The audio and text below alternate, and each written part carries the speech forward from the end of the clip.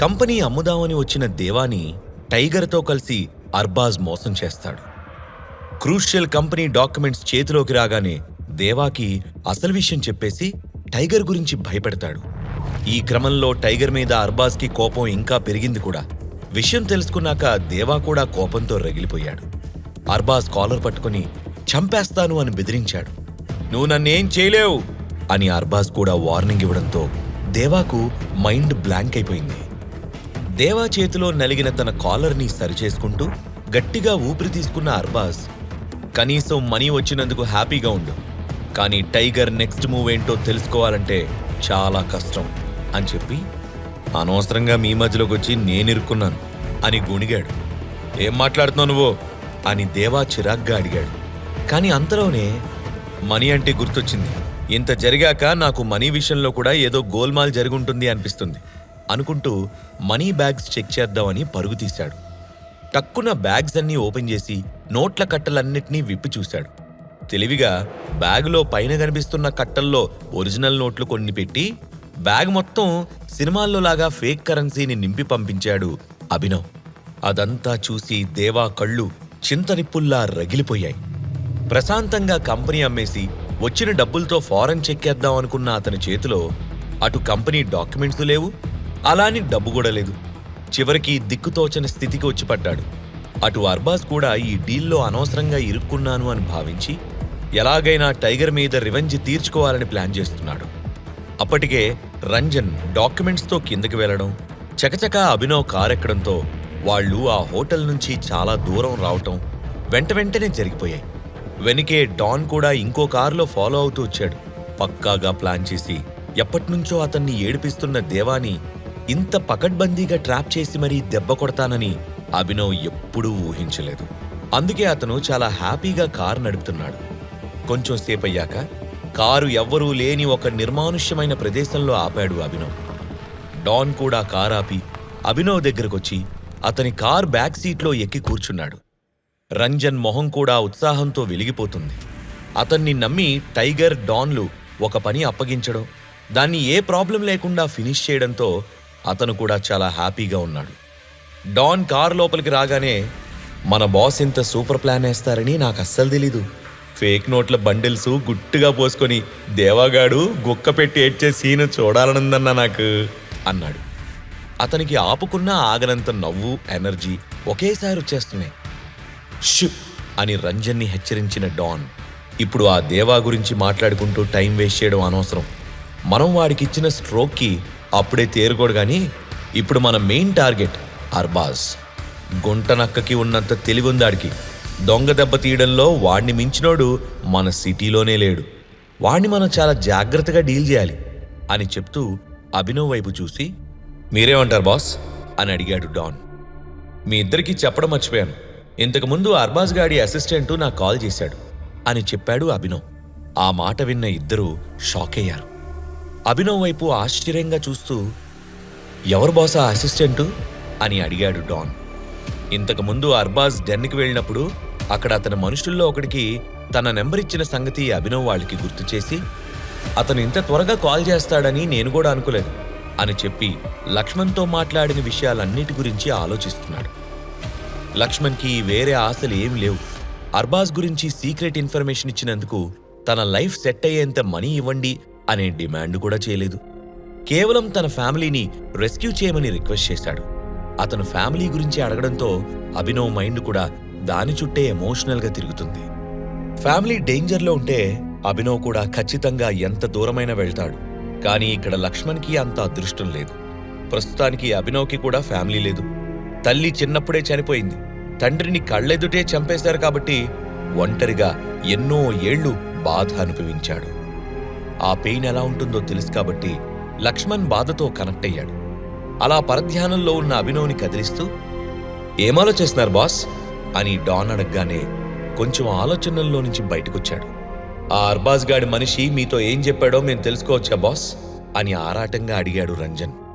వాళ్లకి సమాధానం ఇవ్వకుండా జేబులో నుంచి ఫోన్ తీసి, ఫ్రీగా ఉన్నప్పుడు కాల్ చేయి అని లక్ష్మణ్కి మెసేజ్ పెట్టాడు.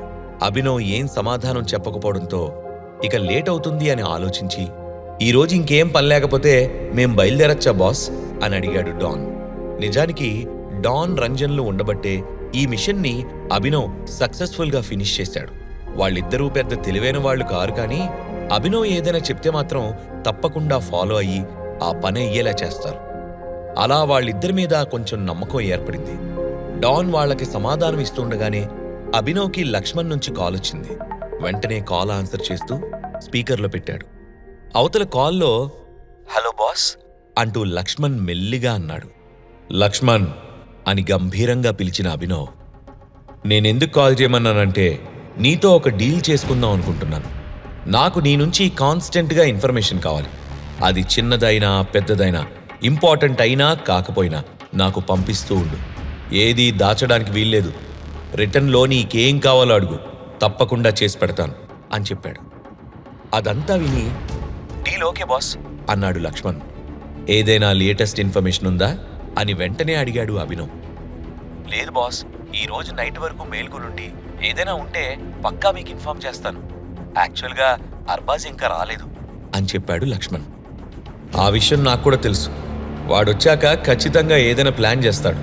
అదేంటో తెలుసుకుని ఎంత లేట్ అయినా నాకు కాల్ చేసి చెప్పు. నేను కూడా మధ్య మధ్యలో నీకు టచ్లోకి వస్తూ ఉంటాను అన్నాడు అభినవ్. సార్, ఒకవేళ మీరు నాకు రాంగ్ టైంలో కాల్ చేస్తే అని డౌట్ అడిగాడు లక్ష్మణ్. అటు అభినవ్ కూడా అదే విషయం గురించి ఆలోచించి, అలా అయితే మనం సీక్రెట్ కోడ్స్తో మాట్లాడుకుందాం అన్నాడు. ఏంటి సార్ ఆ కోడ్స్ అని లక్ష్మణ్ అడగగానే, నేను నీకు రాంగ్ టైంలో మెసేజ్ చేస్తే నాకు ఎక్స్ అని రిప్లై పంపు. ఒకవేళ ప్రాబ్లం పెద్దదైతే వై అని మెసేజ్ పంపు. ఒకవేళ నువ్వు ఎక్కడున్నావో తెలియకపోతే జెడ్ అని మెసేజ్ పంపు. అర్థమైందా అని చెప్పాడు అభినవ్. నిజానికి ఇలాంటి సీక్రెట్ కోడ్స్ని అభినవ్ అనాథాశ్రమంలో ఉన్నప్పుడు తెలుసుకున్నాడు. కొంతమంది రౌడీలు కూడా అనాథాశ్రమానికి వస్తూ ఉండేవాళ్ళు. అప్పుడే ఇవన్నీ అభినవ్ తెలుసుకున్నాడు, కానీ ఇప్పటికీ యూజ్ చేయాల్సి వస్తుంది. సరే సార్, నేను కోడ్ లాంగ్వేజ్ ఫాలో అవుతాను అని కన్ఫర్మ్ చేశాడు లక్ష్మణ్. నాకు డౌట్ లక్ష్మణ్, మీరు మీ ఇళ్లకు వెళ్తారా, లేకపోతే అర్బాజ్ మీ అందరి కోసం అకామిడేషన్ కూడా ఏర్పాటు చేశాడా అని అడిగాడు అభినవ్. మాకంత ఫ్రీడమ్ లేదు బాస్. వన్స్ ఇక్కడ ఎంటర్ అయ్యాక బయటికి వెళ్లే ఛాన్స్ లేదు. అందుకే నేను ఆ రోజు నా ఫ్యామిలీ గురించి చెప్పాను.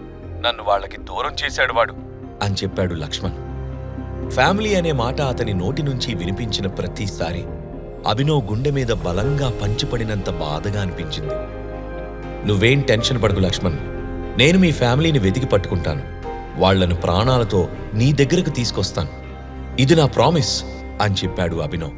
Thank you so much tiger sir అని చెప్పాడు లక్ష్మణ్.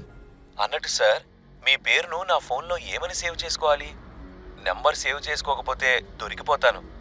అప్పుడప్పుడు మా ఫోన్స్ చెక్ చేస్తూ ఉంటారు అని చెప్పాడు లక్ష్మణ్.